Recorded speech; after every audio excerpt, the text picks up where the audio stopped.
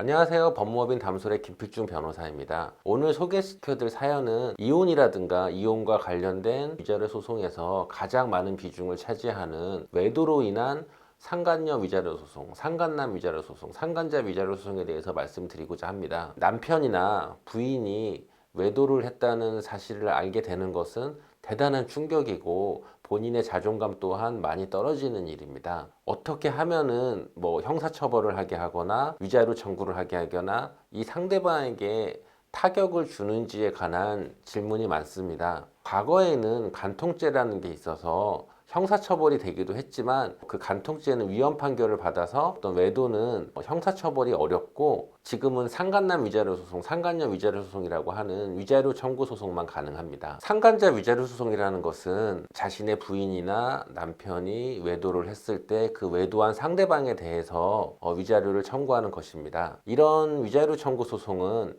이혼을 하면서 청구하는 방법도 있고 이혼을 하지 않고 위자료 청구만 하는 방법도 있습니다. 양측 다 어떤 외도의 증거라든가 상대방에 대한 인적사항이 있다면 승소가 가능하고 다만 이혼을 한 경우와 하지 않은 경우에 있어서는 위자료 액수에 있어서 차이가 날 수 있습니다. 이 사연은 남편의 부인이 직장 생활을 하고 있었는데 예전과 다르게 회식이 많아지고 밤늦게 누구랑 통화를 한다든가 누구랑 은밀하게 카톡을 한다든가 하는 행동을 통해서 부인을 의심하게 되었고 결국에는 부인의 스마트폰을 보게 되었는데 카톡에 사랑한다든가 어젯밤 좋았다든가 하는 적나라한 카톡을 보게 되었습니다. 이에 남편은 카톡 증거를 바탕으로 부인을 추궁하게 되었고 부인은 명확한 증거 앞에서 본인의 외도 사실을 모두 자백할 수밖에 없었습니다. 결국 어떤 부인은 육아 때문에 힘들어했고 이 육아 문제로 어떤 직장 동료와 많은 상담이라든가 고민을 나누게 되었고 결국에는 서로 가까워지면서 넘어서는 안 될 선을 넘게 되었던 사건입니다. 의뢰인분은 이 사연을 이야기하면서 저희 사무실에서 많은 눈물을 흘리기도 했는데요. 결국에 이 남편분은 이 남자에게 타격을 줄 수 있는 방법에 대해서 저에게 상담을 하게 되었고 그 상담을 통해서 저는 상간남 위자료 소송이라는 위자료 소송을 권유해 드렸고 그 소송을 통해서 저희는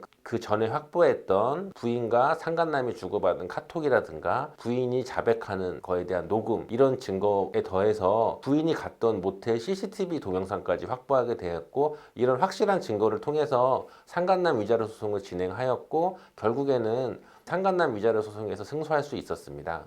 이 사연을 이야기하는 남편분을 보면서 저는 되게 가슴이 아팠는데요. 이 사건과 같이 어떤 이런 경우를 당하고 상간남을 찾아가서 폭행을 한다든가 상해를 입힌다든가 하는 경우들이 많이 있습니다. 근데 이 의뢰인분은 그나마 현명하게 저희 사무실에 오게 되었고 저는 상간남 위자료 소송이라는 위자료 소송을 권유해 드렸습니다. 이 위자료 소송에 있어서는 그 상간남 위자료 소송을 통해서 받을 수 있는 최고액의 위자료를 받았던 사연입니다. 상간남이라든가 상간녀 위자료 소송을 진행함에 있어서는 증거 확보가 가장 중요한데요.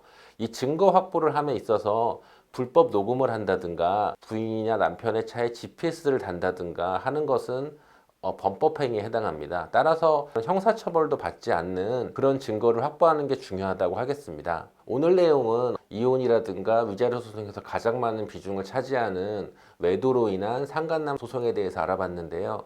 오늘 내용 어떠셨나요? 오늘 내용이 마음에 드셨다면 구독과 좋아요 부탁드립니다. 그리고 또한 이런 외도로 인한 위자료 소송이라든가 이혼 소송과 관련해서 궁금하신 점이 있다면 저 김필중 변호사에게 전화라든가 방문이라든가 카카오톡 상담을 통해서 자문을 받아보신 것을 추천드립니다.